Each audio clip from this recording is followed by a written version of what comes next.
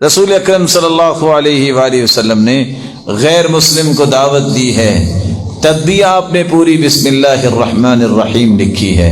یہاں contract sign ہوتا ہے، وہاں دو کام کبھی نہیں ہوتے، اور میں ادباً گزارش کروں گا اگر اپنے کاروبار کو کامیاب بنانا چاہتے ہو ان دو کاموں کو کبھی نہ چھوڑا کرو۔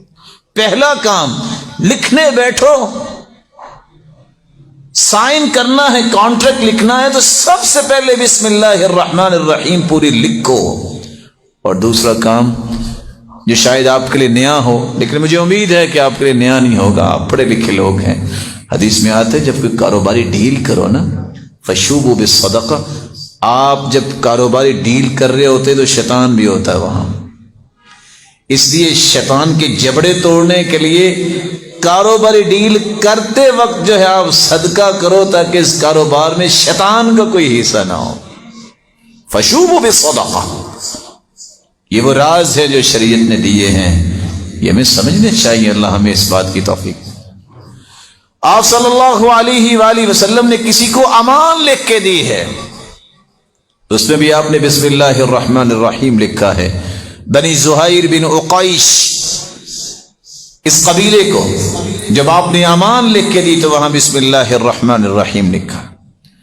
آپ کے لیے یہ تعجب کی بات ہوگی، علماء بیٹھے ہیں اختلاف بھی کر سکتے ہیں کہ آپ صلی اللہ علیہ وسلم کی طرف جب کھانا قریب کیا جاتا کان اذا قرب الیہ الطعام یقول بسم اللہ، جب آپ صلی اللہ علیہ وسلم کے قریب کھانا کیا جاتا تو آپ اپنی زبان سے کون سے الفاظ بولتے؟ بسم اللہ۔ صحیح الجامع کی روایت 4768۔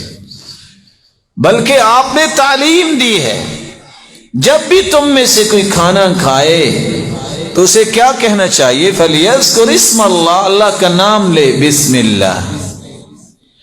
اور تیسری حدیث میں آتا ہے جب کسی کو بسم اللہ پڑھنا بھول جائے تو کیا پڑھے؟